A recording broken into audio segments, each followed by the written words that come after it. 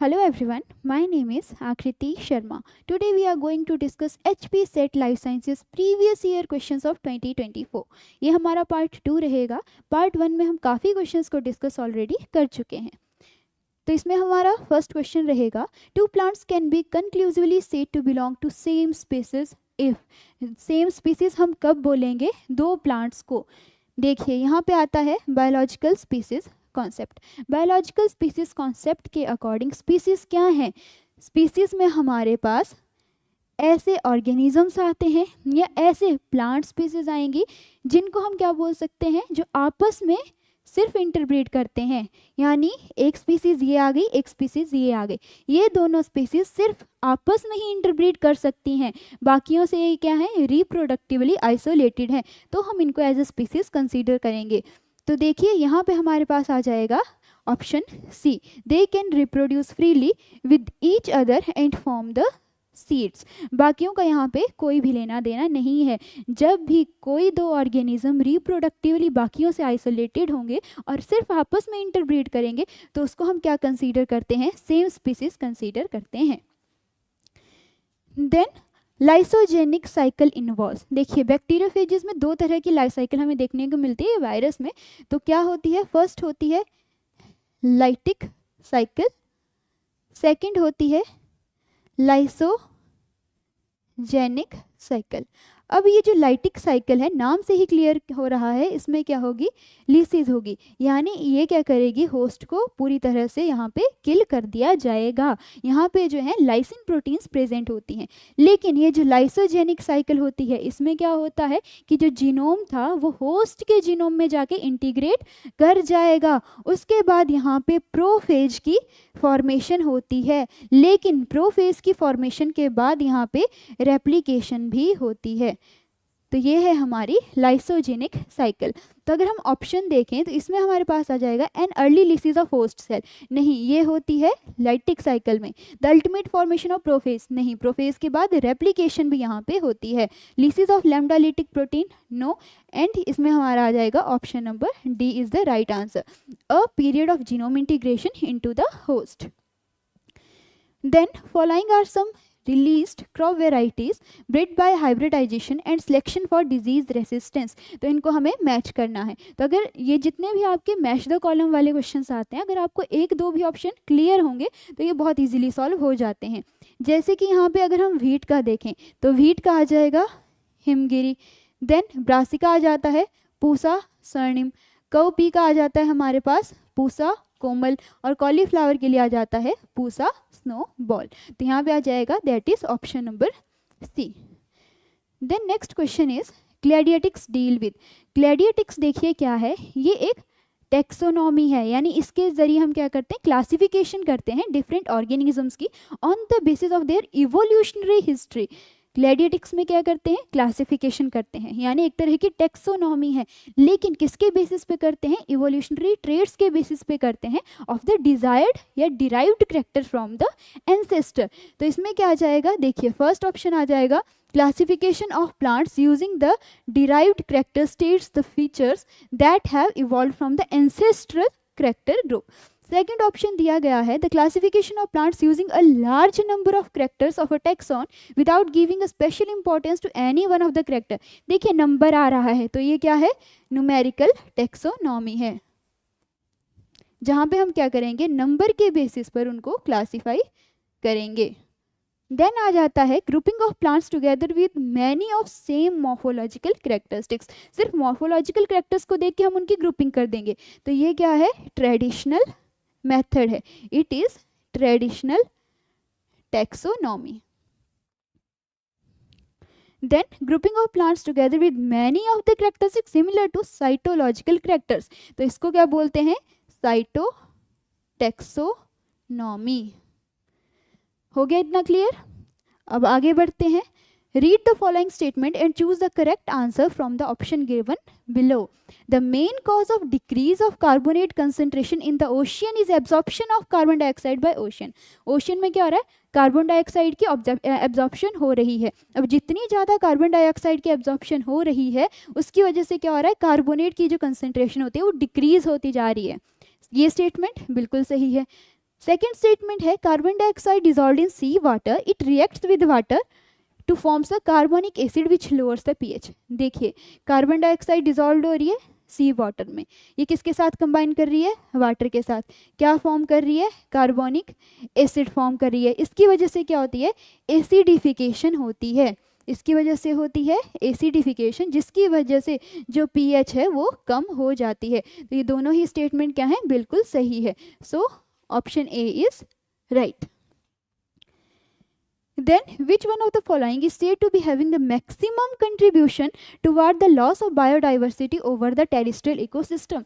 जब भी हम लॉस ऑफ बायोडाइवर्सिटी की बात करते हैं तो उसमें मेन फैक्टर क्या है, सबसे मेन फैक्टर क्या है, loss of habitat.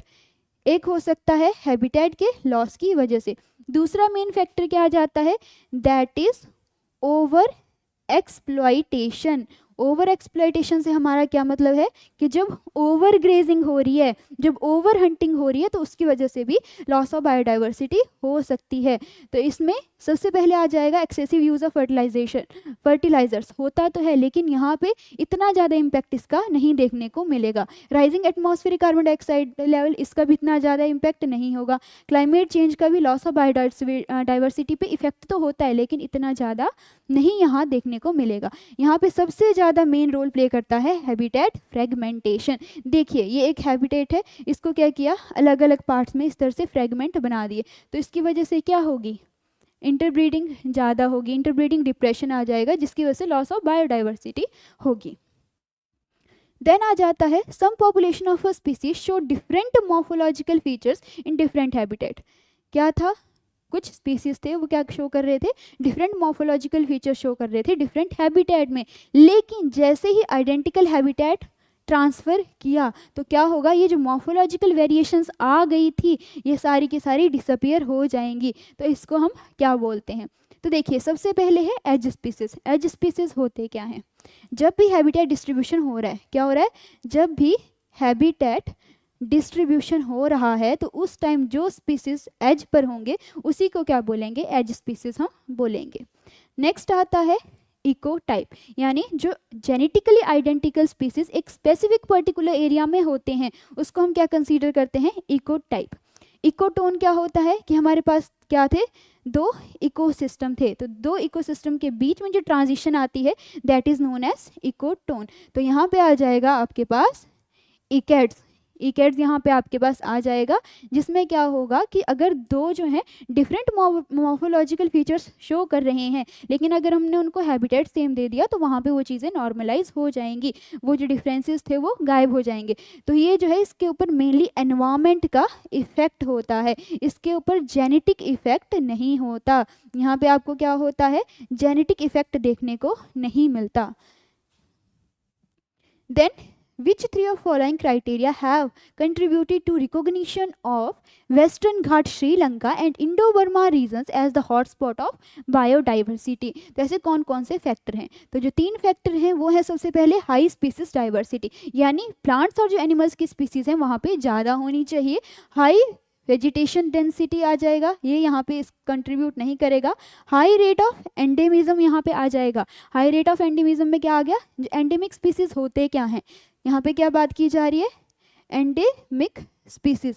Endemic species होते क्या हैं, that species are particular to that region, यानी वो इस एरिया पे अगर वो रह रहे हैं तो वो इसी एरिया पे रहेंगे, that are endemic to this particular region. तो एक इसमें फैक्टर ये आ जाएगा। देन इतना बॉटेनिकल इंपॉर्टेंस इसका यहाँ पे कोई लेना देना नहीं है।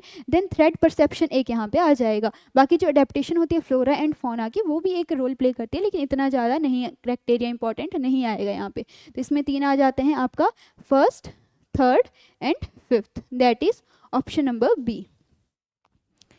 Then gene flow describe the movement of alleles between. Gene flow, gene flow है क्या, जीन फ्लो जो है इसको हम एलील माइग्रेशन भी बोलते हैं, इसको क्या बोलते हैं, एलील माइग्रेशन भी बोलते हैं। एलील माइग्रेशन हो कैसे सकता है, एनिमल्स के केस में सिंपल माइग्रेशन हो सकता है, एक जगह से दूसरी जगह जा रहे हैं। प्लांट्स के केस में क्या हो सकता है, सीड डिस्पर्जल के जरिए भी ये हो सकता है। तो एनिमल के केस में किसके जरिए हो सकता है, दैट इज माइग्रेशन के जरिए, और प्लांट्स के केस में किसके जरिए हो सकता है, दैट इज सीड डिस्पर्जल के ज़रिए।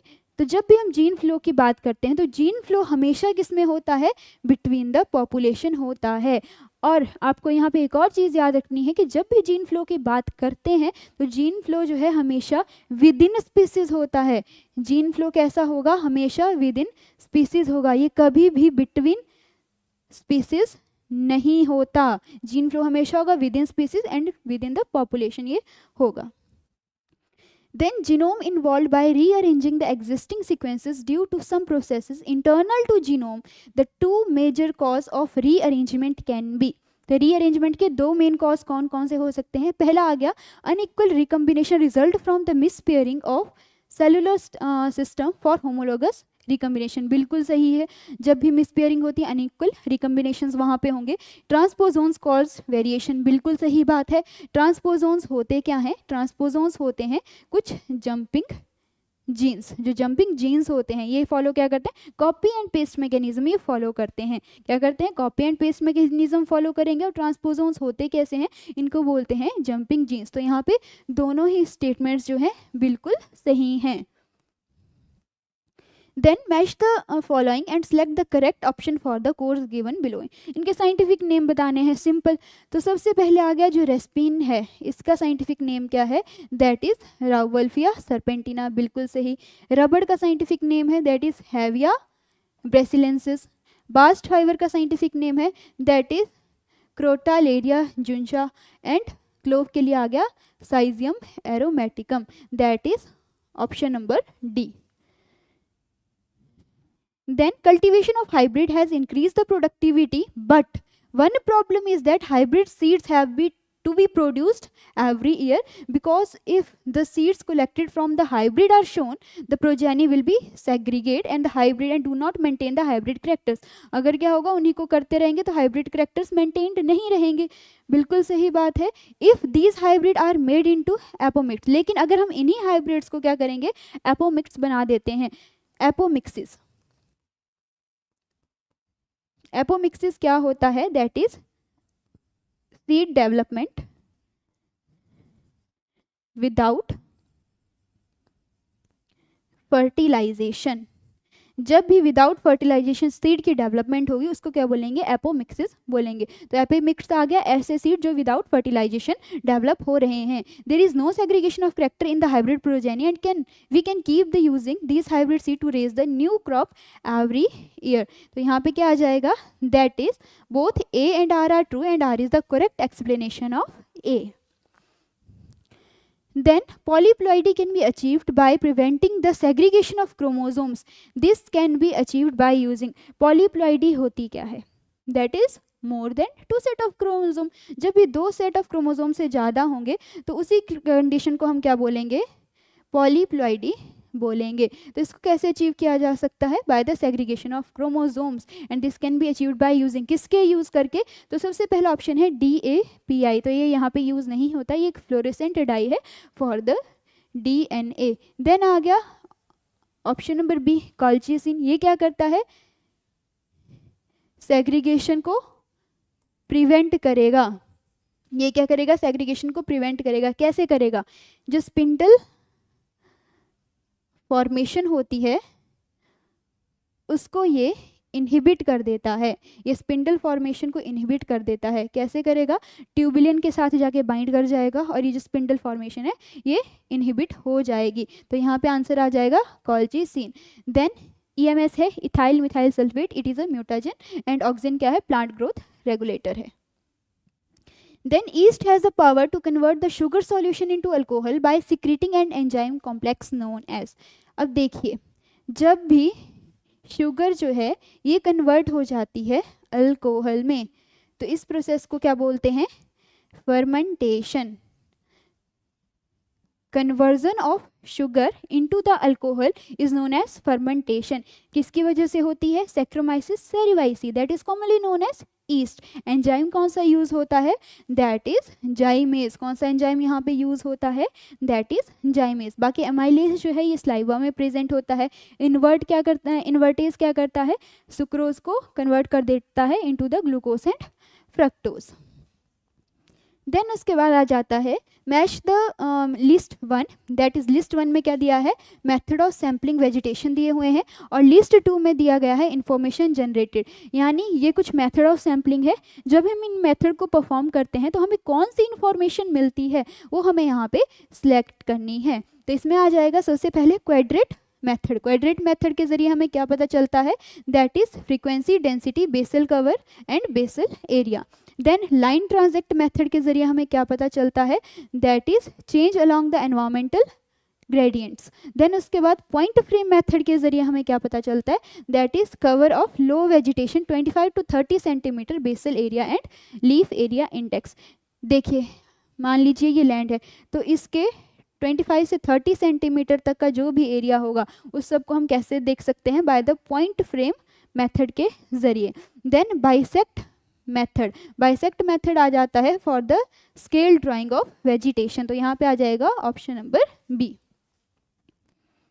Then match the list one dye with list two component, ये डाई दी हुई है, ये कंपोनेंट दिया गया है जिसको ये स्टेन करता है, तो हमें वो चीज़ें मैच करनी है। अब देखिए जो टाउलिडीन ब्लू है ये खुद क्या है, बेसिक डाई है, तो ये किसको स्टेन करने के काम आती है, टाउलिडीन ब्लू जो है ये स्टेन करेगी दैट इज RNA को। लैक्टोफिनोल जो है ये फंगल हाइफे को स्टेन करता है।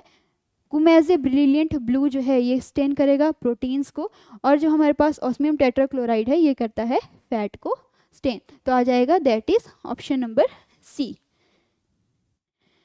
Then match the methods given in list 1 with the kind of processes or determination given in list 2.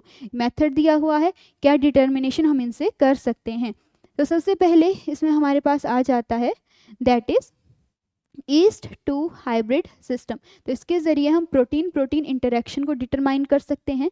Then electrophoretic mobility, इसके ज़रिए in vitro protein DNA interactions देख सकते हैं। Fourier transformation infrared, that is for fungal group determination, functional group determination and nuclear magnetic resonance, जिसको हम NMR के नाम से जानते हैं, ये यूज होती है for the protein structure determination, that is option number B. Then which of the following is best define phenology, phenology होती क्या है, यहाँ पे देखिए फिनोलॉजी होती क्या है कि जब भी जो हमारा बायोलॉजिकल सिस्टम है, हमारा पूरा का पूरा बायोलॉजिकल सिस्टम है, उसमें कौन सी चीज़ किस टाइम पे होगी उसको क्या बोलते हैं, फिनोलॉजी बोलते हैं। यानी जितने भी बायोलॉजिकल इवेंट्स होते हैं वो किस टाइम पे होंगे उसको हम क्या बोलेंगे, फिनोलॉजी बोलेंगे। तो आइए ऑप्शंस को देखते हैं। The study of conformation of skull as an indicative of mental faculties and trait of character, skull की बात की गई है तो इसके लिए फिनोलॉजी टर्म यूज़ नहीं होती, इसके लिए टर्म यूज़ होती है फ्रेनोलॉजी। तो यहाँ पे कंफ्यूज नहीं करना है, फिनोलॉजी अलग है, फ्रेनोलॉजी अलग है। स्कल की बात की गई है तो phrenology. The study of animal behaviour, इसको बोलते हैं इथोलॉजी। इथोलॉजी क्या आ गई, that is study of animal behaviour. The study of biological life cycle and their seasonal effect, it is known as phenology. And the study of celestial body and their movement, इसको हम क्या बोलते हैं, astronomy. यानी जितनी भी heavenly bodies है जब हम उनकी स्टडी करते हैं that is under the astronomy. Then what is graft between the different members of different species termed? graft होता क्या है, ग्राफ्ट का सिंपल सा मतलब आपको क्या याद रखना है, ट्रांसप्लांटेशन। ट्रांसप्लांटेशन, ग्राफ्ट का क्या मतलब है, ट्रांसप्लांटेशन। किसकी ट्रांसप्लांटेशन, कहाँ से होगी, फ्रॉम डोनर टू रेसिपिएंट। जब भी डोनर टू रेसिपिएंट जो क्या होगी, ट्रांसप्लांटेशन होगी, उसको क्या बोलेंगे, ग्राफ्ट बोलते हैं। जो चीज़ ट्रांसप्लांट हो रही है वो क्या है, ग्राफ्ट है। इतना सिंपली आपको समझ आ गया। अब देखिए इसको हम कैसे समझ सकते हैं। मान लीजिए मेरा हाथ जल गया किसी चीज़ से, मेरा हाथ क्या हुआ, किसी चीज़ से जल गया, तो क्या होगा, अब यहाँ की स्किन अगर बहुत ज़्यादा ख़राब हो गई है तो मेरी थाई से स्किन निकाल के यहाँ पे ट्रांसप्लांट की जा सकती है। तो जो हम ट्रांसप्लांट करते हैं उसी को क्या बोलते हैं, ग्राफ्ट बोलते हैं।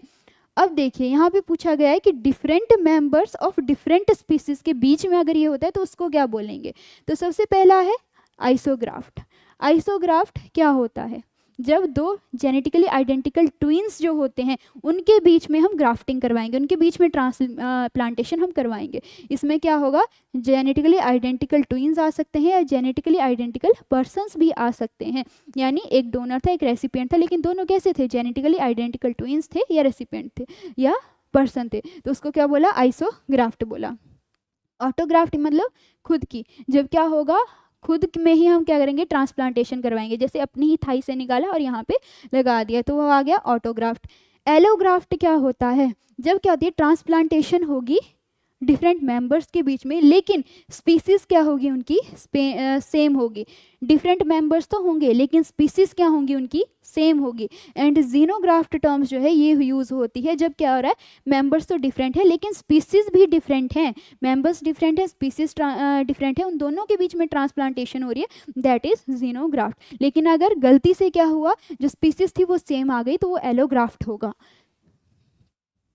Then which of the following best define the pioneer species. Pioneer species होती क्या है, अब देखिए कोई भी बैरन लैंड है, कोई चीज़ नहीं है वहाँ पे, तो जो चीज़ वहाँ पे सबसे पहले फ्लरिश करेगी, कोई भी बैरन लैंड थी, जो स्पीसीज वहाँ पे सबसे पहले जाके फ्लरिश कर जाएगी वही क्या होती है, पायोनियर स्पीसीज होती है। इसका एक वेल नोन एग्जाम्पल है लाइकन, इसका क्या है, एक वेल नोन एग्जाम्पल है lichen, that is a pioneer species. तो क्या होता है, यहाँ पे आ जाएगा the species that establish and thrive in newly formed और द डिस्ट्रीब्यूटेड एनवायरमेंट, उसी को क्या बोलेंगे, पायोनियर स्पीसीज बोलेंगे। और ऐसी स्पीसीज जो डोमिनेट करती है मैच्योर इकोसिस्टम को, उसको क्या बोलते हैं, दैट इज क्लाइमैक्स स्पीसीज उसको कहा जाता है। तो ये दोनों आपको ध्यान रखनी है। Then what is mesopelagic zone. Mesopelagic zone क्या होता है, तो ये जो मीजोपेलेजिक जोन है इसको ट्विलाइट जोन भी बोलते हैं, it is also known as twilight zone. जो मीजोपेलेजिक जोन है इसको ट्विलाइट जोन भी कहा जाता है।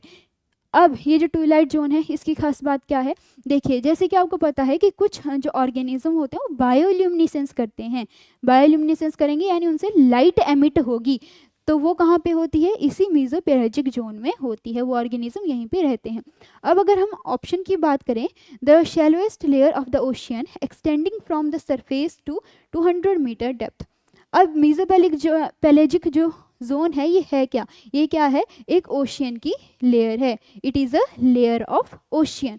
अब पहला ऑप्शन हमारे पास दिया था, शैलोएस्ट लेयर जो होती है, जो कहाँ पे होंगी, फ्रॉम द सरफेस, यानी ये सरफेस है तो यहाँ से क्या होगी, 200 मीटर डेप्थ तक जो होगी उसको हम क्या बोलेंगे, दैट इज एपीपेलेजिक जोन, इसको हम बोलते हैं एपीपेलेजिक जोन। यानी ये सरफेस है, सरफेस से 200 मीटर नीचे तक ये होगी, तो यहाँ पे फोटोसिंथेसिस होती है, यानी सनलाइट भी यहाँ तक आराम से पहुँच जाती है। ये हैं क्या सारे, ये हैं ओशियन के अलग अलग जोन। तो पहला आपको क्लियर हो गया।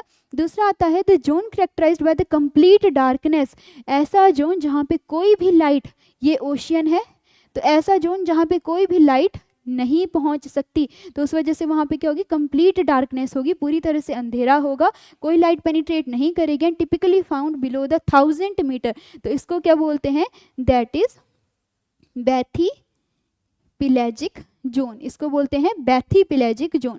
Then the zone near the ocean floor, जो ओशियन फ्लोर के नज़दीक का ही जो जोन है, where unique deep sea organism thrive in extreme pressure condition, इसको क्या बोलते हैं, दैट इज बेंथिक जोन, इसको बोलते हैं benthic zone. And the middle layer of the ocean ranging from the 200 to 1000 metre in depth, इसी को क्या बोलते हैं, मीजोपेलेजिक जोन, यानी जो मिडल लेयर होती है ओशियन की वही क्या है, मीजोपेलेजिक जोन है, जिसको ट्विलाइट जोन भी कहा जाता है। Then the glucose unit release in the first step of glycogen breakdown, glycogen breakdown होता है तो जो फर्स्ट ग्लूकोज यूनिट रिलीज होती है वो कौन सी है, देखिए जब भी ग्लाइकोजन का ब्रेकडाउन होगा तो सबसे पहले बनता है ग्लूकोज 1 फॉस्फेट, उससे बनेगा ग्लूकोज 6 फॉस्फेट, देन उसके बाद ग्लूकोज, तो यहाँ पे जो पहला जो रिलीज हो रहा है वो क्या है, ग्लूकोज 1 फॉस्फेट है। Then in vasopressin at position 3 which of the following amino acid is present? Vasopressin है क्या, ये क्या है, एक ADH है, एंटी ड्यूरेटिक हार्मोन इसको कहा जाता है। वैसोप्रेसिन क्या है, एंटी ड्यूरेटिक हार्मोन है। अब ये जो वैसोप्रेसिन है इसमें 9 अमाइनो एसिड प्रेजेंट होते हैं। अब उसमें से तीसरी पोजीशन पे कौन सा प्रेजेंट होता है, that is phenyl alanine. The formation of one molecule of glucose from pyruvate during the gluconeogenesis require। gluconeogenesis क्या होता है, जब किसी भी नॉन कार्बोहाइड्रेट प्रिकर्सर से, क्या था, नॉन कार्बोहाइड्रेट प्रिकर्सर था, इससे क्या बन जाता है, ग्लूकोज बन जाता है, उसी को क्या बोलते हैं, ग्लूकोनियोजेनेसिस। सिंपली कैसे समझ सकते हैं आप, दो पायरुवेट थे वो किस में कन्वर्ट हो जाते हैं, एक ग्लूकोज में, तो इसको क्या बोलते हैं, ग्लूकोनियोजेनेसिस। दो पायरुवेट से एक ग्लूकोज बन जाता है। तो इसमें क्या होता है, 4 ATP 2 GTP और 1 NADP की ज़रूरत यहाँ पे पड़ती है। Then select the correct answer from the following biosynthesis related statement. कौन सा जो है यहाँ पे करेक्ट जो आंसर है रिगार्डिंग द बायोसिंथेसिस स्टेटमेंट। तो सबसे पहले आ गया, during the production of adrenaline tryptophan is transformed into L-dopa. L-dopa तो बनता है during the production of adrenaline, लेकिन यहाँ पे ट्रिप्टोफैन काम नहीं करता, यहाँ पे काम करता है टायरोसिन। देन उसके बाद one important precursor to biosynthesis of porphyrin is alanine. No, most bacteria biosynthesize the amino acid methionine, threonine, lysine, isoleucine, valine and leucine from the oxaloacetate and pyruvate। बिल्कुल सही बात है। अब अगर हम इसको डिस्कस करें, देखिए ये जो पहले हैं आपके आसपास methionine, threonine and lysine. Lysine, methionine आ गया, थ्रियोनिन आ गया, लाइसिन आ गया, तीन जो आपके पास आ गए, ये क्या करते हैं, ऑक्जेलो एसीटेट को यूज़ करते हैं और यहाँ पे क्या बनाते हैं, एस्पार्टेट बनाते हैं। ऑक्जेलो एसीटेट का यूज़ करेंगे, एस्पार्टेट ये यहाँ पे बना देंगे और ये क्या करते हैं, खुद ही बायोसिंथेसाइज हो जाते हैं। नेक्स्ट आ गया जो आइसोल्यूसिन आ गया, वेलिन आ गया, ल्यूसिन आ गया, ये क्या करते हैं, ये कहाँ से सिंथेसाइज होंगे, from the pyruvate. These are synthesize from the pyruvate. तो ये पॉइंट आपको यहाँ पे ध्यान रखना है। Then activated malonate is the source of all carbon atoms used in the production of palmite। यहाँ पे all carbon atoms की बात की गई है, तो यहाँ पे malonate के साथ एक और चीज़ यूज़ होती है, that is acetyl coenzyme A। तो आपका राइट आंसर क्या आ जाएगा, that is C। Then which of the following event will not usually lead to transformation of a normal cell into cancer cell। कोई भी नॉर्मल सेल था, ये cancer cell कब बन जाता है, जब इसमें क्या होगा, एबनॉर्मल ग्रोथ होगी, तो क्या बन जाएगा, कैंसर सेल बन जाएगा। अब यहाँ पे कौन सी ऐसी स्टेटमेंट है जहाँ पे जो इवेंट जो है will not usually lead to, जिसकी वजह से नॉर्मल सेल कैंसर सेल में ट्रांसफॉर्म नहीं होगा। तो सबसे पहले आ जाता है gain of function of oncogenes. Oncogenes का क्या काम है, ऑन्कोजीन्स है कैंसर कॉजिंग जीन्स, इनका काम क्या है, सेल प्रोलिफरेशन करना, ग्रोथ करना। अब ये क्या कर रहे हैं, अगर इनका फंक्शन ज़्यादा हो गया तो उसकी वजह से दिखती सी बात है कि जो नॉर्मल सेल था वो कैंसर सेल में कन्वर्ट हो जाएगा, क्योंकि इनका काम ही ग्रोथ करना है, तो ये अब नॉर्मल ग्रोथ वहाँ पे करेंगे। देन उसके बाद आता है loss of function of tumour suppressor gene. Tumour suppressor gene का क्या काम है, जो ट्यूमर की ग्रोथ है उसको रोकना, उसको सुप्रेस करना। अगर उनका ही फंक्शन कम हो जाएगा तो इसकी वजह से भी क्या हो सकता है, कैंसर हो सकता है। तो ये ऑप्शन भी आपके पास यहाँ पे गलत आ जाएगा। Then gain the function of pro apoptotic related genes. Pro apoptosis related genes होती क्या हैं, जो कि एपोप्टोसिस जो क्या करती हैं, apoptosis that is program cell death को ये क्या करती हैं, स्टिमुलेट करती हैं, उसको क्या करती हैं, ये कॉज करती हैं प्रोग्राम सेल डेथ। और अगर प्रोग्राम सेल डेथ होगी तो दिखती सी बात है जो नॉर्मल सेल है वो कैंसर सेल में कन्वर्ट नहीं होंगे। तो यहाँ हमारे पास आ जाएगा यहाँ पे option C. And loss of function of pro apoptotic related gene, ये भी यहाँ पे नहीं हो सकता, क्योंकि ऐसा हुआ तो वो कैंसर सेल में कन्वर्ट हो जाएंगे। Then which of the following describe the auditory route in the proper order. हमें किस तरह से सुनाई देता है, उसका प्रॉपर रूट क्या है। देखिए सबसे पहले क्या होता है, साउंड वेव्स जो हैं ये सबसे पहले कहाँ पे आती हैं, पिन्ना पे आती हैं। ये पिन्ना वाला पोर्शन है हमारा, आउटर ईयर है पिन्ना, तो साउंड वेव जैसे कोई साउंड वेव आएगी सबसे पहले हमारे पिन्ना पोर्शन पे आएगी, देन एक्सटर्नल ऑडिटरी कैनाल पे जाएगी, देन टिम्पैनिक मेम्ब्रेन जिसको ईयर ड्रम भी कहा जाता है, देन ऑडिटरी ऑसिकल्स में जाएगी। ऑडिटरी ऑसिकल में 3 बोन्स होती हैं, कौन सी, मैलस, इनकस और स्टेपिस। देन ओवल विंडो में जाएगी, then cochlea and to the spiral organ. बिल्कुल सही, तो यहाँ पे आ जाएगा option A. Then a class of hormone produced by the adrenal gland that promote the healthy metabolism to guarantee the sufficient amount of ATP are produced, resist the stress and has the anti-inflammatory properties. Adrenal gland होती क्या है? ये क्या है? Kidney है. ये क्या है? किडनी है. किडनी के ऊपर इस तरह से जो प्रेजेंट होती है इसी को क्या बोलते हैं? एड्रीनल ग्लैंड बोलते हैं. तो अब देखिए इसका कौन सा यहाँ पे जो है हार्मोन यहाँ पे मेन रोल प्ले करता है.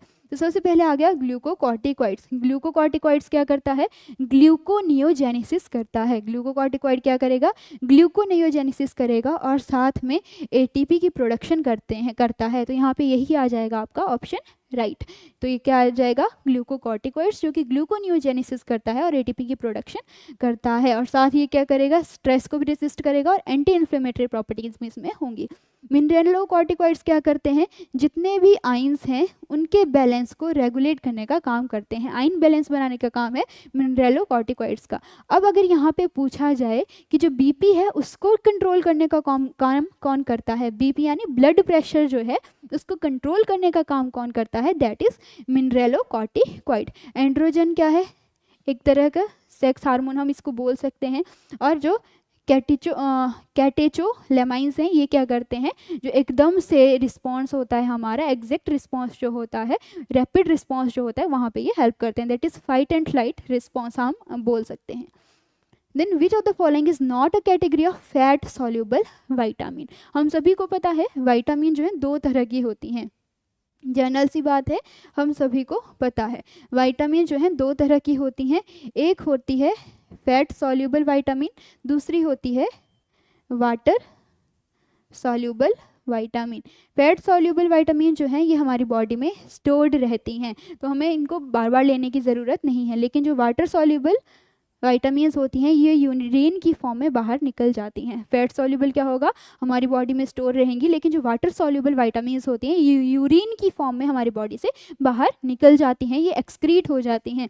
तो फैट सॉल्यूबल जो विटामिन्स हैं उनको हम कैसे याद रखेंगे? ADE के, या इसको आप कीड़ा करके याद कर लो, KEDA कीड़ा, उस तरह से आप इसको याद कर सकते हो. तो ये क्या है? फैट सॉल्यूबल है.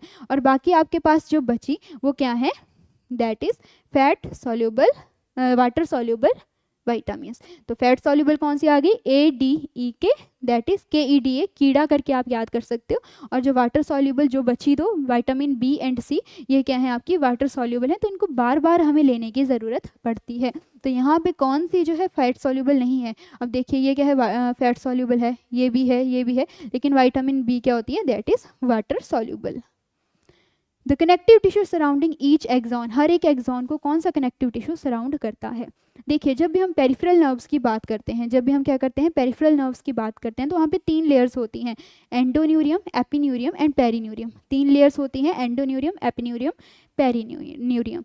अब देखिए the connective tissue surround the each axon. हर एक एक्सॉन को नर्व इस तरह से एक स्ट्रक्चर होता है. सेल बॉडी आ गई आपकी, यहाँ पे इस तरह से डेंड्राइट्स होंगे, यहाँ पे नर्व एंडिंग होगी, यहाँ पे एक्सॉन आ गया और ये इस तरह से कवरिंग आ गई. तो जो इस एक्सॉन को सराउंड करने का काम करता है उसको हम क्या बोलते हैं? एंडोन्यूरियम बोलते हैं. बाकी यहाँ पे ऑप्शन दिया गया है फेसिकल. फेसिकल क्या होता है? That is bundle of axon. जो एक्सॉन का बंडल होता है उसी को हम क्या बोलते हैं? फेसिकल बोलते हैं. अब इस फेसिकल को यानी इस बंडल ऑफ एक्सॉन को सराउंड करने का जो काम करता है उसको बोलते हैं पेरिन्यूरियम. उसको क्या बोलेंगे? पेरिन्यूरियम बोलेंगे. और एपिन्यूरियम हमारे पास क्या आता है? जो पूरी की पूरी नर्व, ये जो पूरी की पूरी नर्व थी इसको जो सराउंड करने का काम करेगा वो क्या होगा? एपिन्यूरियम होगा. Then which of the following are the function of liver. Liver का क्या क्या काम है? हम सभी को पता है, जर्नल सी बात है, कार्बोहाइड्रेट, लिपिड एंड प्रोटीन के मेटाबॉलिज्म में हेल्प करता है, एक्सक्रीशन ऑफ बिलीरुबिन में हेल्प करता है, सिंथेसिस ऑफ बाइल साल्ट में भी हेल्प करता है and activation of vitamin D में भी ये हेल्प करता है. तो आपके पास आ जाएगा दैट इज 1, 3, 4 एंड 5. देन उसके बाद the initial dorsal ventral axis in amphibian embryo is determined by. देखिए ये क्या है? एक एम्फीबियन एम्ब्रियो है, यहाँ से स्पर्म आया. ये क्या था? एम्फीबियन एम्ब्रियो था, यहाँ से क्या हुआ? स्पर्म आया. तो क्या होता है कि जहाँ से स्पर्म आता है उससे अपोजिट जो पार्ट है, उससे अपोजिट जो पोर्शन है इसको क्या कंसीडर करते हैं? Dorsal portion of blastopore. जहाँ से भी स्पर्म की एंट्री हुई, ये क्या था, स्पर्म था, जहाँ से भी स्पर्म की एंट्री हो गई उससे अपोजिट पोर्शन को बोलेंगे डॉर्सल पोर्शन ऑफ ब्लास्टोपोर। तो ये क्या आ गया आपका, वेंट्रल पोर्शन आ गया। अगर ये डॉर्सल है तो ये वेंट्रल होगा। तो क्या होगा, जो इनिशियल डॉर्सल वेंट्रल एक्सिस होते हैं एम्फीबियन एम्ब्रियो में वो डिटरमाइन होते हैं from the point of sperm entry. Then which of the following does not control the development of anterior posterior axis in fruit flies? तो कौन सा इसको कंट्रोल नहीं करता। अब देखिए जो मैटरनल इफेक्ट जीन्स होते हैं ये तो उसको कंट्रोल करने का काम करते हैं। देन होम्योटिक जो जीन्स होती हैं ये उसको आइडेंटिफिकेशन में हेल्प करते हैं, उसकी प्रॉपर आइडेंटिफिकेशन में हेल्प करेंगे। सेगमेंटेशन जीन क्या करेंगे, प्रॉपर सेगमेंट्स बनाने में हेल्प करेंगे। लेकिन एग जीन्स जो हैं ये यहाँ पे हेल्प नहीं करते। यहाँ पे की गई है बात एग जीन्स की, लेकिन अगर एग पोलैरिटी जीन्स की यहाँ पे बात की जाती, egg polarity genes that are in maternal effect genes, तो वो क्या करेंगे, यहाँ पे हेल्प करेंगे। लेकिन एग जीन्स अकेला दिया हुआ है तो ये क्या करेगा, हेल्प नहीं करेगा, ये कंट्रोल नहीं करता। लेकिन एग पोलैरिटी जीन कंट्रोल करते हैं। Then the process by which developing cell achieve their functional mature identity as liver, muscle cell और nerve is called। अब क्या था, कोई क्या था हमारे पास, डेवलपिंग सेल था, ये डेवलपिंग सेल था। अब इसने क्या किया, इसमें फंक्शनल मैच्योरिटी आ गई, इसको पता लग गया कि मैंने कौन सा फंक्शन परफॉर्म करना है। ये मैच्योर आइडेंटिटी इसने अपनी बना ली कि मैं हूँ क्या और मैं क्या चीज़ परफॉर्म करूँगा।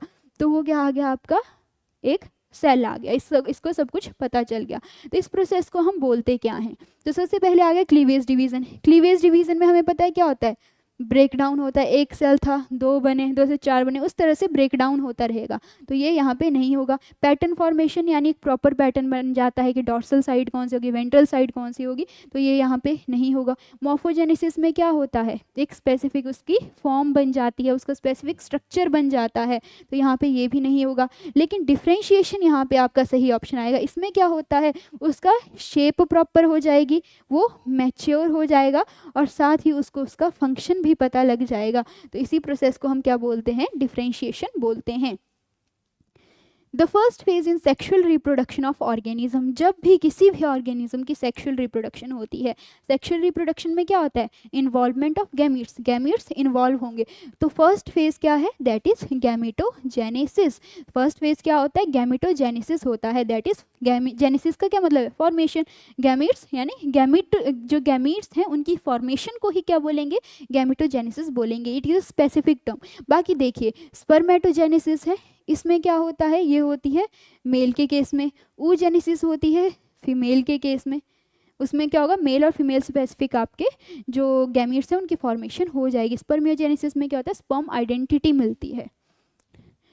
Then the receptor of epinephrine is, epinephrine का रिसेप्टर कौन सा है, देखिए ये क्या है, एक ट्रांसमेम्ब्रेन है। यहाँ पे बात की जाती है ट्रांस मेम्ब्रेन की। तो ये जो ट्रांस मेम्ब्रेन है इसमें क्या होता है, इस तरह से स्पैनिंग प्रोटीन्स होती हैं, इस पे क्या होगा, इस तरह से स्पैनिंग प्रोटीन्स होंगी और 7 टाइम स्पैनिंग यहाँ पे होती है। स्पैनिंग कितने बार होगी, 7 टाइम होगी। और यहाँ पे क्या होता है, एक जी प्रोटीन भी साथ में प्रेजेंट होती है। तो जो रिसेप्टर होता है एपिनेफ्रिन के लिए वो कौन सा होता है, जी प्रोटीन कपल्ड रिसेप्टर्स। और यहाँ पे 7 टाइम स्पैनिंग देखने को मिलती है। Which of the following cell would be considered as differentiated cell, differentiated cell बोलेंगे किसको, जो प्रॉपरली मैच्योर हो चुका होगा और जिसको अपना फंक्शन भी पता होगा कि मुझे करना क्या है। तो कौन सा हो जाएगा, दैट इज मसल सेल। ये हमने अभी लास्ट क्वेश्चन में भी देखा था। बाकी स्टेम सेल क्या होते हैं, जिससे बाकी बॉडी के बाकी सेल बनते हैं, तो ये प्लूरिपोटेंट होते हैं। Then the portion of the Drosophila body that would produce the wing is called, Drosophila body का कौन सा पोर्शन जो है वो विंग्स प्रोड्यूस करेगा। देखिए मान लीजिए ये क्या है, एक ड्रोसोफिला एग है, नॉर्मली इसको कंसीडर कर लीजिए कि क्या है ये, दैट इज ड्रोसोफिला एग है।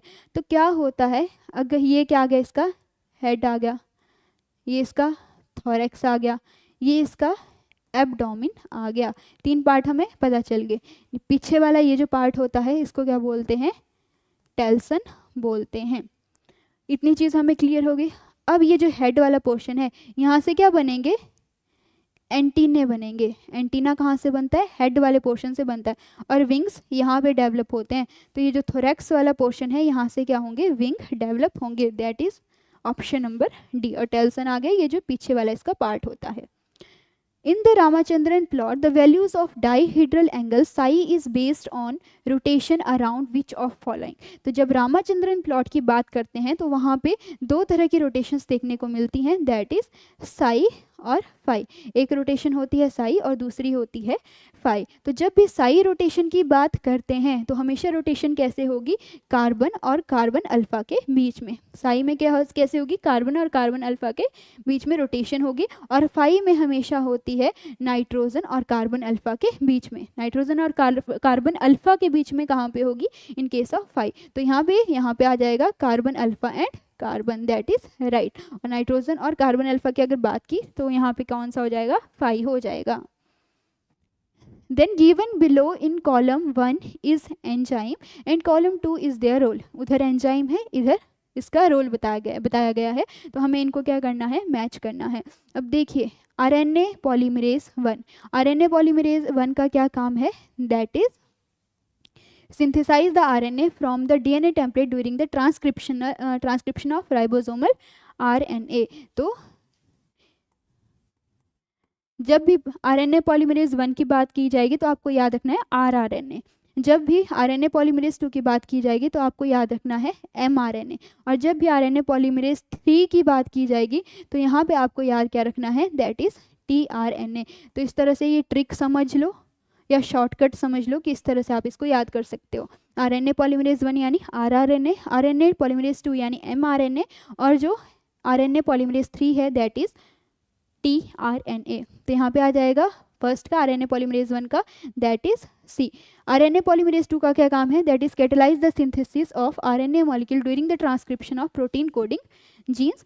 और जो RNA पॉलीमरेज 3 है इसका क्या काम आ जाएगा, that is responsible for transcribing the small RNA genes such as those for tRNA and 5s rRNA। ठीक है, तो यहाँ पे आ जाएगा that is option number C. Then which of the following is considered to be the fibrous protein. जब भी हम प्रोटीन की बात करते हैं, जब हम क्या करते हैं, प्रोटीन की बात करते हैं, तो प्रोटीन दो तरह की होती हैं। एक होती है आपकी ग्लोबुलर प्रोटीन, दूसरी होती हैं फाइब्रस प्रोटीन। ग्लोबुलर प्रोटीन के जर्नल से दो एग्जाम्पल आपको याद रखने हैं। एक एग्जाम्पल आ जाएगा हीमोग्लोबिन, दूसरा एग्जाम्पल आ जाता है एल्ब्यूमिन। ग्लोबुलर प्रोटीन के दो एग्जाम्पल कौन कौन से आ गए, हीमोग्लोबिन आ गया, एल्ब्यूमिन आ गया। वहीं अगर हम फाइब्रस प्रोटीन की बात करें तो इसका मोस्ट कॉमन एग्जाम्पल आता है कैराटिन। कहाँ पे प्रेजेंट होता है, हमारे ये जो बाल आ गए, हमारे नाखून हो गए, यहाँ पे कैराटिन होती है। ठीक है, तो जो फाइब्रस प्रोटीन होती है ये क्या होती है, स्ट्रक्चरल होती है, स्ट्रक्चर प्रोवाइड करती है। तो इसमें से कौन सी फाइब्रस प्रोटीन है, दैट इज कैराटिन। बाकी ग्लोबुलर प्रोटीन के दो एग्जाम्पल आपको ध्यान रखने हैं, एक हीमोग्लोबिन आ जाएगा और दूसरा एल्ब्यूमिन यहाँ पे आ जाएगा। Then what is the direction of DNA synthesis during the eukaryotic replication. यहाँ पे किसकी बात की गई है, यूकैरियोटिक रेप्लिकेशन की। तो चाहे आप बात करो यूकैरियोटिक रेप्लिकेशन की, चाहे आप बात करो प्रोकैरियोटिक रेप्लिकेशन की, यहाँ पे चाहे आप प्रोकैरियोटिक रेप्लिकेशन लिख लो, तो जब भी DNA सिंथेसिस होती है तो वो हमेशा होगी 5 prime to 3 prime. 5 prime to 3 prime ही हमेशा क्या होती है, DNA सिंथेसिस होती है। During the translation, which component catalyze the formation of peptide bond between the amino acid? Translation होता क्या है, that is formation of proteins। Translation में क्या होता है, proteins की formation होती है। तो क्या होता है, कौन सा कंपोनेंट यहाँ पे हेल्प करता है। अब ये देखो प्रोटीन की सिंथेसिस होती कहाँ पे है, मेनली राइबोसोम में। Ribosomes are known for protein synthesis, protein factory भी इनको बोलते हैं। राइबोसोम में दो यूनिट होती हैं, एक लार्ज सब यूनिट होती है और दूसरी स्मॉल सब यूनिट होती है। इतनी चीज़ हमें पता है। अब ये जो लार्ज सब यूनिट है इसमें क्या होता है, दैट इज पेप्टिडाइल ट्रांसफेरेज। जो लार्जर सब यूनिट होती है यहाँ पे क्या होता है, पेप्टिडाइल ट्रांसफेरेज होता है। तो उसकी वजह से यहाँ पे क्या होती है, पेप्टाइड बॉन्ड की फॉर्मेशन होती है बिटवीन द अमाइनो एसिड। तो आंसर क्या आ जाएगा, दैट इज लार्ज सब unit of ribosome. Then in prokaryotic DNA replication, what is the function of DNA G protein in DNA replication? ये जो DNA G protein है इनको प्राइमेज भी कहा जाता है। These DNA G proteins are also known as primase. तो इसमें क्या आ जाएगा, प्राइमेज एक्टिविटी में ये हेल्प करेंगी, क्योंकि इनको बोलते ही प्राइमेज है। तो हेलिकेज क्या करता है, डीएनए की अनबाइंडिंग में हेल्प करता है। हेलिकेज क्या करेगा, डीएनए था उसकी अनबाइंडिंग में हेल्प करेगा। एंडोन्यूक्लियस एक्टिविटी क्या होती है कि इसमें क्या होगा कि जो डीएनए टेम्पलेट है उसके अंदर कट लगाने का जो काम करता है वो क्या करता है, एंडोन्यूक्लियस करता है, कटिंग का काम करता है। ट्रोपो आइसोमेरेज क्या करता है कि अगर डीएनए में बहुत ही ज़्यादा कॉइलिंग हो गई है, सुपर कॉइलिंग हो गई है डीएनए में, तो उसको रिमूव करने का काम करेगा topoisomerase. Then what is the significance of sliding clamp in DNA replication. Sliding clamp का क्या काम है, डीएनए रेप्लिकेशन में क्यों वो यूज़ होता है। तो ये जो स्लाइडिंग क्लैंप है इसमें क्या होता है, देखिए जो प्रोकैरियोट्स हैं, प्रोकैरियोट्स में बीटा क्लैंप प्रेजेंट होता है। प्रोकैरियोट्स में क्या होगा, बीटा क्लैंप होगा, और जो हमारे यूकैरियोट्स होते हैं उनमें पीसीएनए क्लैंप प्रेजेंट होता है। यूकैरियोट्स में होता है पीसीएनए क्लैंप्स, और जो प्रोकैरियोट्स हैं इनमें कैसा होता है, बीटा क्लैंप प्रेजेंट होता है। इतनी चीज़ हमें समझ आ गई। तो ये क्या करते हैं, जो क्लैंप हैं ये क्या करते हैं, they enhance the processivity of DNA polymerase. ये क्या करेंगे, डीएनए पॉलीमरेज की प्रोसेसिविटी को बढ़ाएंगे। कैसे बढ़ाएंगे, मान लीजिए ये क्या है, एक डीएनए टेम्पलेट है। डीएनए टेम्पलेट पे क्या होता है, डीएनए पॉलीमरेज जुड़ा होता है, तो उसको वहीं पे बाइंड रखने का वो काम करते हैं। डीएनए टेम्पलेट था उस पर क्या करेंगे, उसको बाइंड करने का काम करेंगे ताकि वहाँ पे डिसोसिएशन ना हो। Then during the splicing, what is the role of small nuclear riboproteins, that is SNRNPs, that is small nuclear riboproteins का splicing के दौरान क्या काम है। splicing होता क्या है, देखिए ये आ गया हमारे पास एक टेम्पलेट, तो इसमें क्या है, यहाँ पे क्या है, ये एक एक्सॉन प्रेजेंट है, यहाँ पे एक इंट्रॉन प्रेजेंट है, और यहाँ पे दोबारा से एक एक्सॉन प्रेजेंट है। तो स्प्लाइसिंग में क्या करते हैं कि ये जो इंट्रॉन होता है इसका रिमूवल करते हैं। स्प्लाइसिंग है क्या, that is removal of intron from protein coding exon, वहाँ से उसको क्या करना है, रिमूव करना है।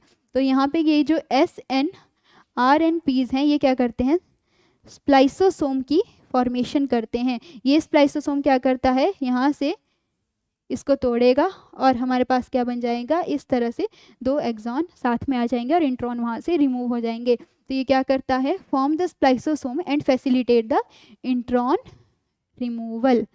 इतनी चीज़ क्लियर होगी। बाकी catalyse the addition of 5' cap, तो इसमें कुछ कैपिंग एंजाइम हेल्प करते हैं। Bind to poly A tail, तो इसमें पॉली ए बाइंडिंग एंजाइम कुछ प्रेजेंट होंगे।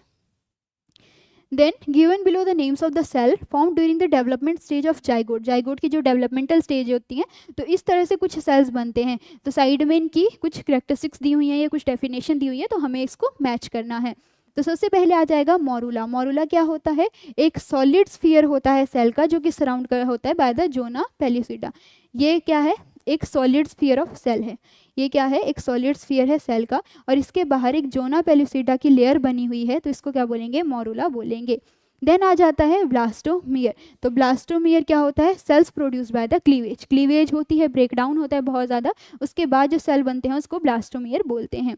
देन आता है ट्रोफोब्लास्ट। ट्रोफोब्लास्ट क्या होता है, that is outer covering of cell of blastocyst. अगर ये ब्लास्टोसिस्ट है तो इसकी आउटर कवरिंग को क्या बोलेंगे, दैट इज ट्रोफोब्लास्ट बोलेंगे। इस तरह से ये लेयर प्रेजेंट होती है। और ब्लास्टोसिस्ट खुद क्या होता है, that is a fluid filled sphere of the cell that enters the uterine cavity, तो उसको क्या बोलते हैं, ब्लास्टोसिस्ट बोलते हैं। तो यहाँ पे आ जाएगा that is option number A. Then what is the specific inducer molecule that bind to the lac repression and leads to inactivation of lac operon? lac operon की क्या करेगा, वो inactivation करेगा। तो क्या होता है, देखिए अगर लैक्टोज अब्सेंट है, अगर लैक्टोज अब्सेंट है तो क्या होगा, वहाँ पे जो ट्रांसक्रिप्शन है वो क्या होगी, इनहिबिट हो जाएगी। ट्रांसक्रिप्शन क्या होगी, इनहिबिट हो जाएगी। लैक्टोज अब्सेंट है, ट्रांसक्रिप्शन इनहिबिट हो जाएगी। लेकिन कई बार क्या होता है, लैक्टोज प्रेजेंट होता है तो जाके लैक रिप्रेसर के साथ बाइंड कर जाएगा। वो क्या करेगा, लैक रिप्रेसर के साथ जाके जुड़ जाएगा और वहाँ पे उसका एक आइसोमर बनता है। ये जो लैक है ये अपना एक आइसोमर बनाता है जिसको बोलते हैं एलोलैक्टोज। अगर लैक्टोज प्रेजेंट है तो वहाँ पे क्या होगा, ये जो लैक है ये अपना एक आइसोमर बना देता है जिसको एलोलैक्टोज बोलते हैं। अब ये जो एलोलैक्टोज है ये क्या करता है, ये इनएक्टिवेट कर देता है लैक ऑपेरोन को। यही एलोलैक्टोज क्या करेगा, लैक ऑपेरोन को क्या कर देगा, इनएक्टिवेट करेगा, लेकिन ये ट्रांसक्रिप्शन को प्रमोट कर देता है। तो इसमें आ जाएगा दैट इज एलोलैक्टोज। ये बेसिकली क्या है, एक आइसोमर है। और बाकी जो IPTG है ये भी क्या है, एक इंड्यूसर है, लेकिन ये आर्टिफिशियल इंड्यूसर है। Then in the context of transgenic animal, what is the purpose of creating a knockout mouse? Knockout mouse create करने का purpose क्या है? Knockout mouse होता क्या, knockout करना क्या होता है, बाहर निकाल देना। नॉकआउट का मतलब बाहर निकाल देना। तो इसमें क्या होता है, डिलीट और इनएक्टिवेट स्पेसिफिक जीन, किसी भी एक स्पेसिफिक जीन को या तो डिलीट ही कर देंगे या उसको बाहर निकाल देंगे, यानी उसको नॉकआउट कर दिया। तो ये यहाँ पे आंसर आ जाएगा। देखिए जैसे कि मान लीजिए एक सेल है, इसमें क्या है, ट्यूमर सुप्रेसर जीन्स प्रेजेंट हैं, लेकिन अगर हम इन्हीं ट्यूमर सुप्रेसर जीन्स को बाहर निकाल देंगे तो उसकी वजह से क्या हो जाएगा, कैंसर हो जाएगा। तो यहाँ पे समझ आ गया कि जब डिलीट या इनएक्टिवेट करते हैं तो that is knockout. What is the type of vaccine involve the use of weakened form of pathogen? Weakened form of pathogen का जहाँ पे हम यूज़ करते हैं to stimulate a immune response, body को प्रोटेक्ट करने के लिए जब वीकेंड फॉर्म ऑफ हम पैथोजन का यूज़ करेंगे। तो सबसे पहले आता है इनएक्टिवेटेड वैक्सीन। तो इसमें हम किल्ड ऑर्गेनिज्म का यूज़ करते हैं। इसमें किसका यूज़ करते हैं, किल्ड ऑर्गेनिज्म का। इसमें एग्जाम्पल आ जाता है that is injected polio vaccine. Injected polio vaccine का इसमें एग्जाम्पल आता है, किल्ड ऑर्गेनिज्म का यूज़ करते हैं in case of inactivated vaccine. Then आता है सब यूनिट वैक्सीन। तो इसमें हम किसी भी या तो एंटीजन का यूज़ करेंगे या किसी प्रोटीन का यूज़ करेंगे। तो इसमें एग्जाम्पल आ जाता है आपके पास most common that is hepatitis B vaccine. Hepatitis B vaccine आ जाता है सब यूनिट वैक्सीन का एग्जाम्पल। देन थर्ड है लाइव एट्यूनेटेड वैक्सीन। इसी में हम क्या करते हैं, वीकेंड फॉर्म ऑफ पैथोजन का यूज़ करते हैं। तो इसमें हमारे पास एक वैक्सीन आती है BCG that is bacillus calamity urine, that is mainly for tuberculosis के लिए जो जनरली यूज़ की जाती है। और इसका एक और एग्जाम्पल आ जाता है, यहाँ पे देखिए इनएक्टिवेटेड वैक्सीन में हम यूज़ कर रहे थे इंजेक्टेड पोलियो वैक्सीन का, लेकिन जब ओरल पोलियो वैक्सीन की बात होती है, ओरल पोलियो वैक्सीन, तो वो यूज़ होती है in case of live attenuated vaccine. Then mRNA vaccine का सबसे कॉमन एग्जाम्पल है जो कोविड-19 के टाइम वैक्सीन यूज़ हुई थी, that is mRNA vaccine.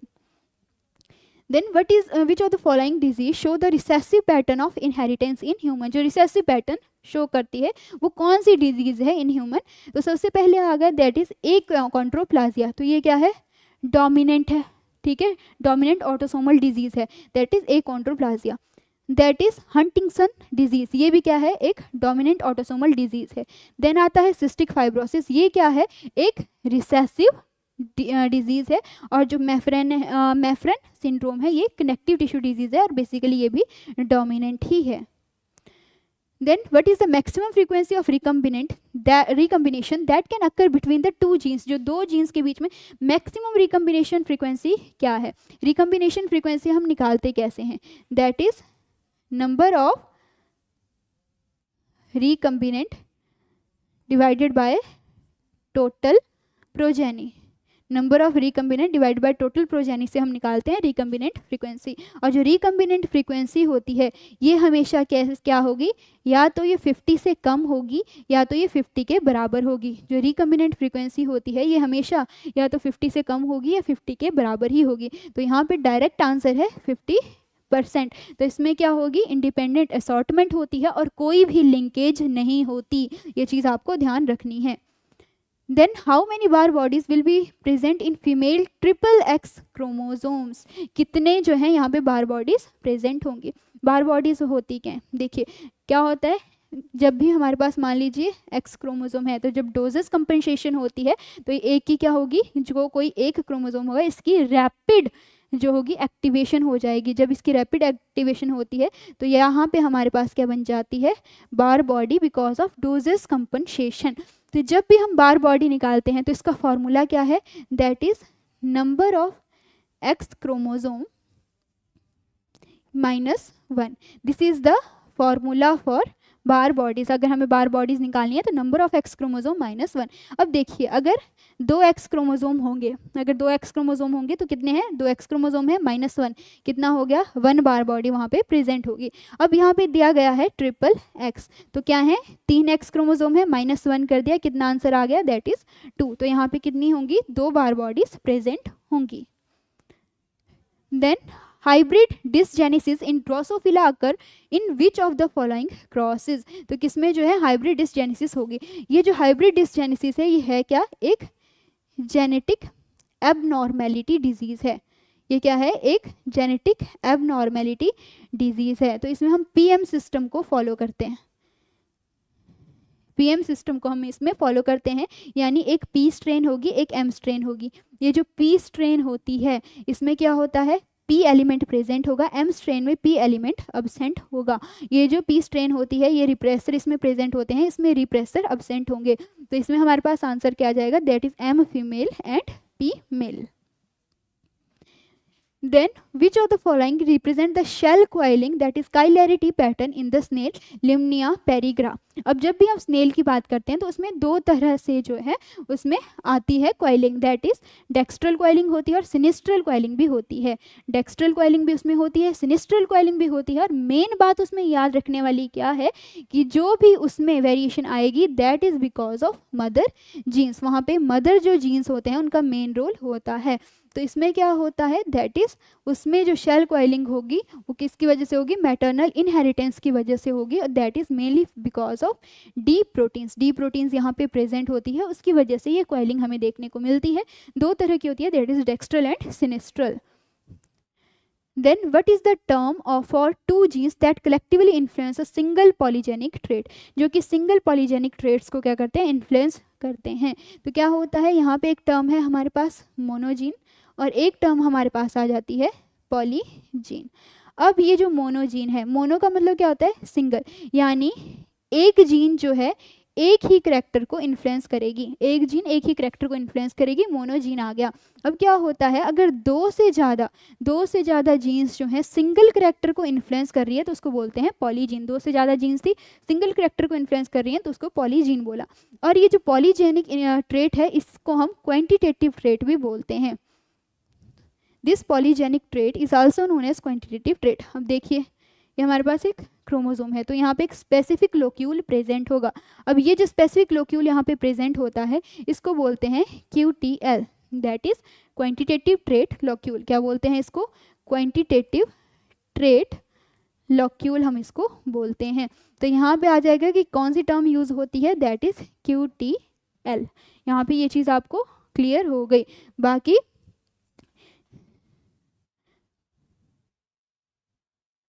a person with blood group B can safely donate blood to which of the following blood groups, किस किस को वो डोनेट कर सकता है। हमें पता है ब्लड ग्रुप किस तरह से होते हैं, AB O। ये चार ब्लड ग्रुप जो है हर एक इंडिविजुअल में अलग अलग प्रेजेंट होते हैं, ठीक है, हर इंडिविजुअल में वेरी करेंगे लेकिन होते हैं ये चार तरह के ही हैं। तो अब A जो है ये ब्लड दे सकता है A और AB को, B जो है ये दे सकता है B और AB को, देन AB जो है ये AB को दे सकता है। देन उसके बाद आ गया हमारे पास O जो है ये सबको दे सकता है, AB O। तो उसी वजह से O को क्या बोलते हैं, यूनिवर्सल डोनर बोलते हैं, क्योंकि ये सबको ब्लड दे सकता है। लेकिन जो AB है ये क्या है, दैट इज यूनिवर्सल एक्सेप्टर, हम इसको बोलते हैं AB को। तो अगर B है तो किस किस को दे सकता है, B एंड AB को। Then which of the following match the items in column A with the most appropriate item in column B, तो हमने इनको मैच करना है। इसमें हमारे पास आ जाता है दैट इज लेटीट्यूड। लेटीट्यूड जो है किसको इन्फ्लुएंस करता है, दैट इज इसका हमें कंफर्म है कि ये इन्फ्लुएंस करता है टेम्परेचर एंड सनलाइट एक्सपोजर को। टोपोग्राफी जो है it is for moderate temperature through the maritime influence. Then urbanization के लिए हमारे पास आ जाता है it affects the local wind pattern and precipitation and water bodies के लिए आ गया it alter the temperature due to heat absorption release. तो यहाँ पे राइट आंसर आ जाएगा, that is option number C। Then which of the following is not an example of Australian marsupials? Marsupials होते क्या, जब भी हम मार्सुपियल्स की बात करते हैं सबसे पहला एग्जाम्पल हमारे दिमाग में आता क्या है, दैट इज कंगारू। कैसे, क्या होता है, कंगारू के पास एक पाउच होता है। हम सभी को पता है कि कंगारू क्या करता है, अपने अंडर डेवलप्ड बेबी को पाउच के अंदर रखता है, उसके पेट में एक पाउच सा प्रेजेंट होता है। उसी पाउच को हम क्या बोलते हैं, दैट इज मार्सुपियल, हम उसको बोलते हैं। मार्सुपियल हम क्या बोलते हैं, जो पाउच होता है कंगारू के पास, जो पाउच है उसी को क्या बोलते हैं, मार्सुपियल बोलते हैं। अब यहाँ पे पूछा गया है कि कौन सा उसका एग्जाम्पल नहीं है, तो सबसे पहले आ गया स्पॉटेड कस्कस, इसमें भी ये पाउच प्रेजेंट होता है, तो ये तो नहीं हो सकता। लैमर, लैमर क्या है, एक प्राइमेट है, तो इसमें इस तरह से का कोई भी पाउच प्रेजेंट नहीं होता, तो इसमें इसका आंसर क्या आ जाएगा कि लैमर। देन उसके बाद जो बैंडिकूट है ये भी क्या है, एक ऑस्ट्रेलियन मार्सुपियल है, और जो कंगारू है वो भी एक मार्सुपियल है। मार्सुपियल होता क्या है, एक पाउच होता है, like in case of kangaroo, जहाँ पे वो अपने अंडर डेवलप्ड बेबी को रखते हैं। और बाकी लैम्योर क्या है, एक प्राइमेट है। Which of the following protozoan cause African sleeping sickness? African sleeping sickness कौन सा कॉज करता है, तो इसमें ये कॉज करता है दैट इज ट्रिपेनोसोमा ब्रूसी, और यहाँ पे वेक्टर का काम करती है सीसी फ्लाई, जिसको ग्लोसिना भी बोलते हैं, वो यहाँ पे एज अ वेक्टर काम करेगी। फर्स्ट है एंटामीबा हिस्टोलिटिका, ये कॉज करता है amoebic dysentery. Amoebic dysentery is caused by Entamoeba histolytica. Then Trypanosoma wrangeli, ये कैसा है, नॉन पैथोजेनिक है। Trypanosoma brucei कॉज करता है अफ्रीकन स्लीपिंग सिकनेस, वेक्टर है सीसी फ्लाई, और ये क्या है, पैथोजेनिक है, जो इसका आंसर है। देन आ गया लेशमीनिया डोडोवानी, ये क्या करता है, काला आजार कॉज करता है, that is also known as Dum Dum fever. और इसमें एक और एग्जाम्पल आ जाता है ट्रिपेनोमा, जो ट्रिपेनोसोमा क्रूजी है वो कॉज करता है चगास डिजीज, उसको आप याद रख सकते हैं। Then the phylum in which animals are bilaterally symmetrical in the larval stage and radially symmetrical in the adult stage, क्या होगा, जो लार्वल स्टेज है वहाँ पे बाइलेटरली सिमेट्रिकल होंगे, और बाकी अडल्ट स्टेज में वो रेडियली सिमेट्रिकल हो जाएंगे। तो कौन सा इसका एग्जाम्पल आ जाता है, बाइलेटरली सिमेट्रिकल क्या मतलब, बीच से डिवाइड करेंगे तो दो सेम तरह के दिखने वाले पोर्शन उसके बनेंगे, जैसे ये आ गया, डिवाइड करेंगे तो इस तरह से सेम बन जाएंगे। देन तो इसमें मलस्का जो है इसमें बायलेट्रिकल सिमेट्रिकल होती है, बायलेट्रिकल सिमेट्रिकल है मलस्का। निमेटोडा भी बायलेट्रिकल सिमेट्रिकल है। इकाइनोडर्मेटा इसका आंसर आ जाएगा, इसकी लार्वल स्टेज होती है वो होती है बाइप्लिनेरिया। बाइप्लिनेरिया इकाइनोडर्मेटा की लार्वल स्टेज है, वो कैसी है, बायलेटरली सिमेट्रिकल है, लेकिन जैसे ही इसकी अडल्ट स्टेज आती है तो वो रेडियली सिमेट्रिकल हो जाती है। Then the following statement are general characteristics of aves. Aves होते क्या हैं, इट इज बर्ड, जितने भी बर्ड्स हैं वो आते हैं अंडर द एव्स। तो कौन से स्टेटमेंट सही नहीं है, तो exoskeleton is epidermal and horny, जी हाँ जो बर्ड्स हैं उनका होता है। Skin is dry and devoid of glands, तो ये इसका आ जाएगा आंसर, क्योंकि इसमें लिखा है डिवाइड्स ऑफ ग्लैंड, लेकिन जो बर्ड्स होते हैं उनमें यूरोफ्रेंजियल ग्लैंड्स प्रेजेंट होते हैं। बर्ड्स में क्या होता है, यूरोफ्रेंजियल ग्लैंड्स प्रेजेंट होते हैं, तो ये यहाँ पे आ जाएगा right answer. Then endoskeleton fully ossified with smooth skull and monocondylic, ठीक है बिल्कुल सही बात है। And fertilisation internal and female oviparous, oviparous का क्या मतलब होता है, दैट इज एग ले ये करती है, तो ये भी बिल्कुल सही है, तो आपका ऑप्शन आ जाएगा यहाँ पे B is right. Then which of the following small g protein is involved in nuclear transport and targeting? जो न्यूक्लियर ट्रांसपोर्ट एंड टारगेटिंग में कौन सी जी प्रोटीन इन्वॉल्व होती है, तो जी प्रोटीन है ये होती क्या है, जो कि जीटीपी बाइंडिंग में हेल्प करती है, जीटीपी बाइंडिंग में हेल्प करती है जी प्रोटीन, तो यहाँ पे आ जाएगी दैट इज रैन। रैन क्या करती है, ये करती है न्यूक्लियर ट्रांसपोर्ट एंड टारगेटिंग में ये हेल्प करती है। देन उसके बाद रास आ जाती है, ये सिग्नल ट्रांसडक्शन में हेल्प करती है। रास क्या करती है, सिग्नल ट्रांसडक्शन में हेल्प करती है। रैन हमने पढ़ लिया, ये क्या करेगी, न्यूक्लियर ट्रांसपोर्ट एंड टारगेटिंग में हेल्प करेगी। रैब जो है ये वेसिकल की ट्रैफिकिंग में हेल्प करती है। रैब क्या करेगी, वेसिकल की जो ट्रैफिकिंग है उसमें हेल्प करती है। और जो रहो है ये साइटोस्केलेटन को मेंटेन करने का काम करती है। तो इस तरह से हमारे पास ये अलग अलग तरह की प्रोटीन्स आ जाएंगी। So that's all about this topic. यहाँ पे हम जो HP सेट लाइफ साइंसेज का जो प्रीवियस ईयर क्वेश्चन पेपर था 2024 का वो कंप्लीट हुआ। हमने सारे क्वेश्चन 1 to 100 इसमें कवर किए, 2 पार्ट्स में हमने इस वीडियो को कवर किया। Thank you.